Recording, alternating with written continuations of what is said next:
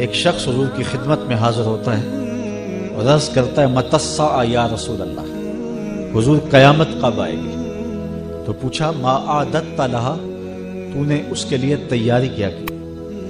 تو اس نے کہا کہ میں کثرت صوم کی، کثرت صلاۃ کی بات نہیں کرتا، اگر یہ سب کچھ اس کے دامن میں تھا تو ناز اس پہ نہیں کیا، کہا میں اللہ اور اس کے رسول سے پیار کرتا ہوں۔ تو حضور علیہ السلام نے فرمایا آدمی جس سے پیار کرے کل قیامت کے دن اسی کے ساتھ اٹھایا جائے گا۔ صحابہ کہتے ہیں کہ ایمان لانے کے بعد ہمیں سب سے زیادہ خوشی اس بات کی ہوئی، اس لیے کہ ہم رسول اللہ سے پیار کرتے ہیں اور رسول اللہ کے ساتھیوں سے پیار کرتے ہیں، تو ہمیں سب سے زیادہ خوشی اس بات کی ہوئی کہ حشر کے دن ہم حضور کے ساتھ اٹھائے جائیں۔ تو محبت کا ربط اور رشتہ اور تعلق ان سے قائم کرو جن کی محبت آدمی کو نکما نہیں کرتی بلکہ نکموں کو بھی کام کا بنا دیتی، جن کو کوئی پوچھتا نہیں تھا اور جن کو یہ بھی معاشرہ حق نہیں دیتا تھا کہ وہ ساتھ بیٹھ کے کھانا بھی کھا لیں، اور جن کو ساتھ بٹھانے اور ساتھ چلنے کے قابل نہیں سمجھا جاتا تھا، پھر حضور علیہ السلام کی محبت کا جوہر نصیب ہوا تو امیر المومنین حضرت بلال کا استقبال کرنے کے لیے کھڑے ہیں، اور جب بلال آئے تو کالے رنگ کا ہاتھ چوم کے آنکھوں سے لگاتے ہیں اور کہتے ہیں یا بلال انت سیدنا، بلال لوگ تجھے غلام کہیں ان کی مرضی، میرا تو آقا لگتا ہے نا۔ تو یہ وہ محبت ہے جو پست کو بالا کر دیتی اور پستیوں سے اٹھا کر کے بلندیوں تک پہنچا دیتی۔ تو ہم نے اپنے دل کا رشتہ اور ربط اس آقا سے جوڑنا ہے تاکہ ہم پستیوں سے نکل کر کے بلندیوں کی طرف فائز المرام ہو جائیں۔ ہماری ذلت، ہماری رسوائی اور ہماری پسماندگی کا سبب یہ ہے کہ ہمارا ربط حضور سے کمزور ہوا، تو ہم دنیا کے اوپر ذلیل و رسوا ہو کے رہ گئے۔ جب حضور سے ربط ہمارا مضبوط ہوگا تو بحر و بر پہ چھا جائے۔ حضرت سیدنا عمر رضی اللہ تعالی عنہ ارض تہامہ سے گزر رہے تھے تو بچوں کی طرح بلک بلک کے رونے لگے۔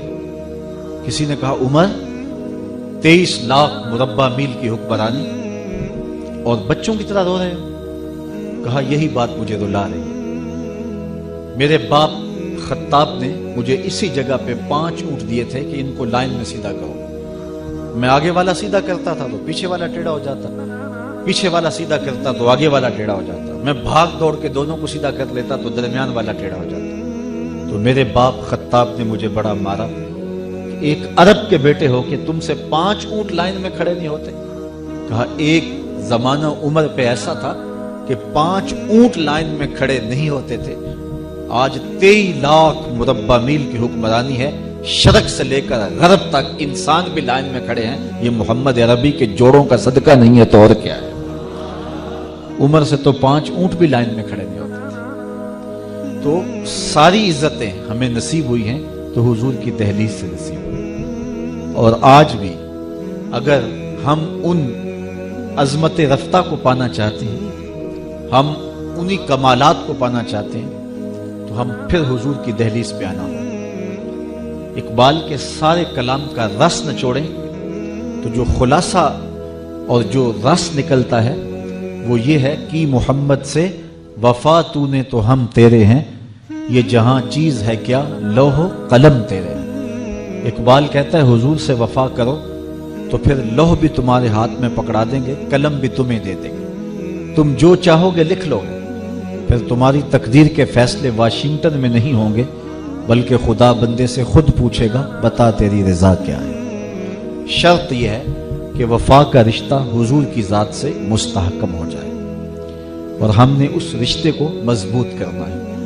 ہمارے ہاتھوں سے اس دامن کو چھڑانے کے لیے دیدہ اور نادیدہ کوششیں کی گئیں تاکہ ہمارا ربط حضور سے کمزور ہو جائے۔ شاعر مشرق، نقاد مغرب، ترجمان حقیقت اور حکیم الامت علامہ اقبال علیہ رحمہ، جس نے اس امت کا مرض بھی دریافت کیا اور اس کا علاج بھی بتایا، وہ فرماتے عہد ما مارا زماد بیگانہ کر از جمال مصطفیٰ بیگانہ کر۔ ہمارے عہد نے، ہمارے असर रवा ने हमारे साथ जो ज्यादती की वो ये है कि हमें हम से दूर कर दिया, इसलिए कि हमें ज़ात रिसालत माब सल्लल्लाहु अलैहि वसल्लम से दूर कर दिया, हमें हुजूर अलैहिस्सलाम की ज़ात के हवाले में निज़ाम में मुब्तला कर दिया। और ये कितनी बदबख्ती है कि उम्मती बैठ के नबी का इल्म तोल रहे हैं। ये कहता है शेर है, दूसरा कहता है सवा शेर है, तीसरा कह रहा है एक छटांक और डाल लो। किसको तोल रहे हो? शर्म नहीं आती?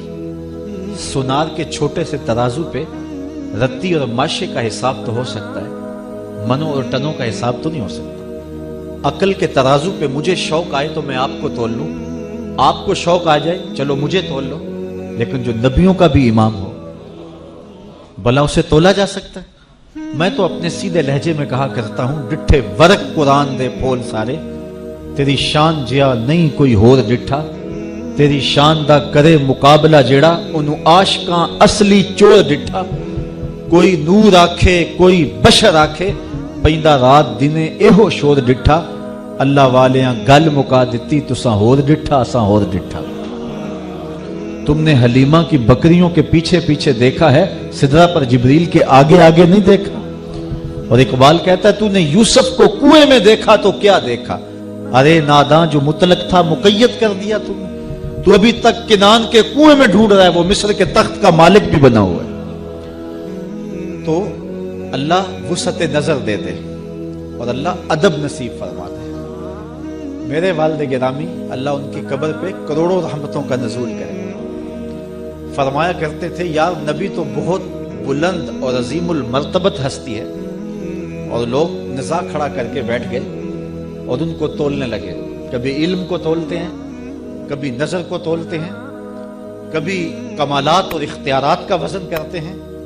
फरमाया करते थे कि नबी तो नबी रहा, नबी के गुलाम की बनने वाली बीवी हूर, जब मियां बीवी घर में उलझते हैं तो वो जन्नत से देखती भी है, सुनती भी है और आवाज भी देती है, कातला किल्ला, तेरी खराबी हो इसे क्यों तंग करती है, ये तो थोड़े दिन तेरे पास मेहमान है, ये तो मेरा शौहर है। कहां से देखती है? जन्नत से। और जन्नत कहां है? सिदरा से आगे। और वहां से हूर देखती है।